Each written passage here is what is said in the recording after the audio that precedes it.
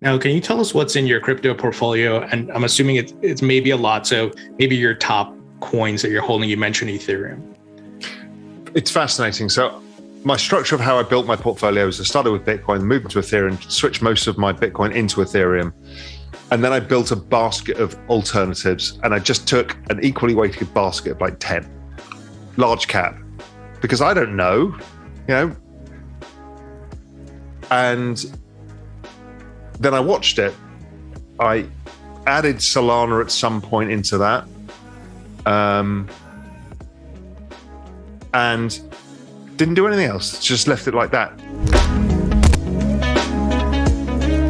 What's fascinating is my second largest holding now, from an equally weighted basket, second to Ethereum, Sandbox.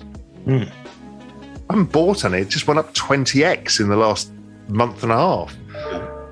Which is crazy. I mean, I would not have my second largest, I would not take that position, the second largest position in Sandbox, but that's where it is. And I'm not rebalancing for the time being. I'm just letting this phase play out and see where these things go.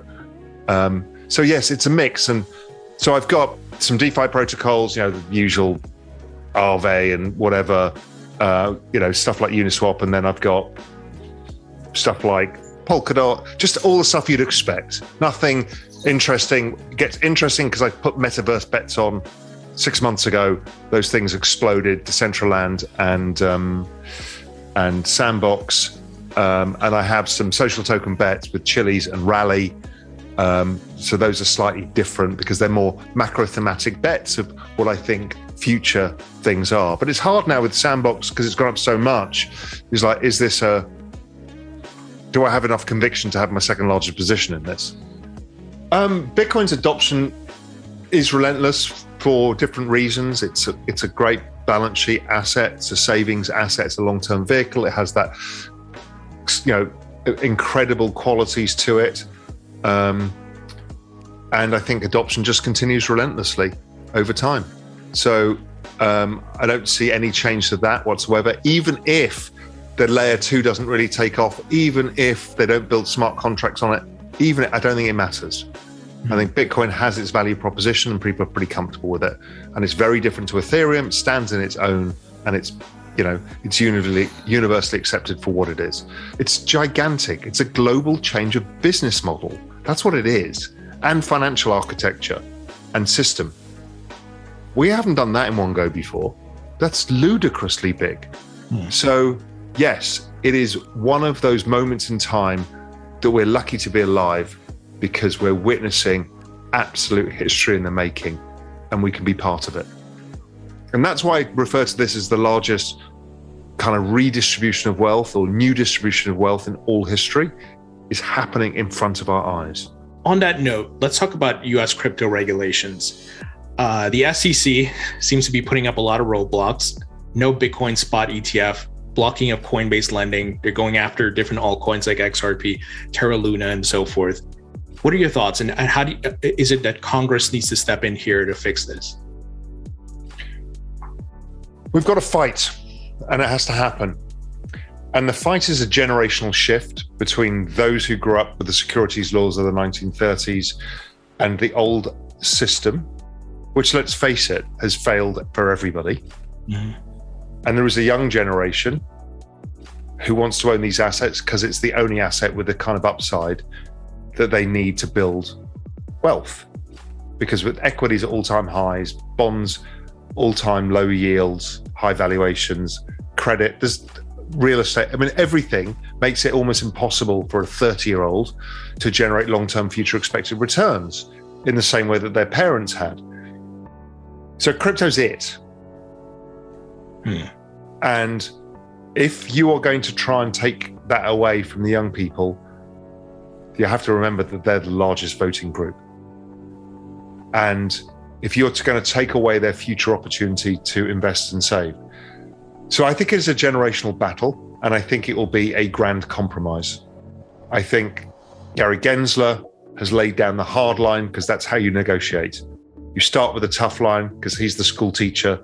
He's saying you will not do that, and we will prosecute all of you. Everybody else says, just leave us alone and let's run free. Let's do whatever we want. The answer will be a grand compromise, and it has to be a new set of laws called, let's say, the Digital Asset Law of 2025. But we've got time before we get there, because we've got to have this fight first. And they have to realize that there is no political will to fight this. So that's got to happen. And Raoul, do you think some of this is the incumbents who are getting disrupted? A lot of the banks, a lot of money is leaving savings accounts, going into stable coins, yield farming, staking, all of that.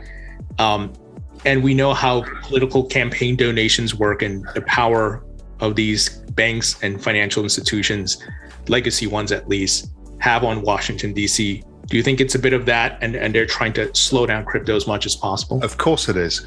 Everybody's trying to apply the brakes because everybody knows it's moving at lightning speed. Don't forget, this is the fastest adoption of any technology in all recorded human history.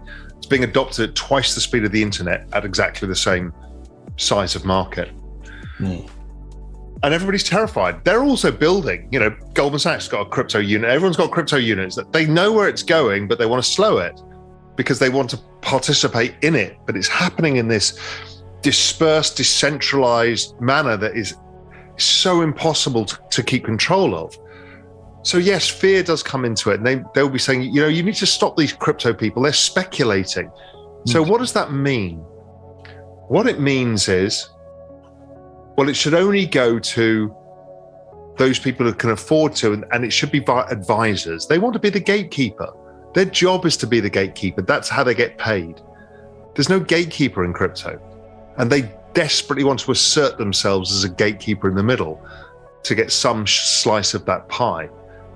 But that's not what this space is about, and everybody knows it. For me, and I refer to it a lot, this is a fourth turning moment. These things will not survive. Wow. So do you see in the future, as a result of DeFi and crypto and all these different financial instruments built on it, we won't need banks? We can borrow and lend from decentralized entities? Yes, but that's not happening instantly. We need banks because they currently know us better. Once more of our life is on blockchain and it can be verified, it's actually pretty easy to lend in a lower risk way. Also, it's pretty useful to have relationships in banking. If you're a small farmer, you want to bank with a local bank that understands agricultural issues, stuff like that. So I think that matters. But I don't see any purpose for money center banks in the middle of the US, for example. They're just not going to survive this. The investment banks, they supply wholesale liquidity and advice to navigate the system. That's not going away for a while, and they understand this game very well. They've dealt with new product disruptions like derivatives. They know how this works. So I don't fear for the investment banks. I do fear for the smaller money center banks.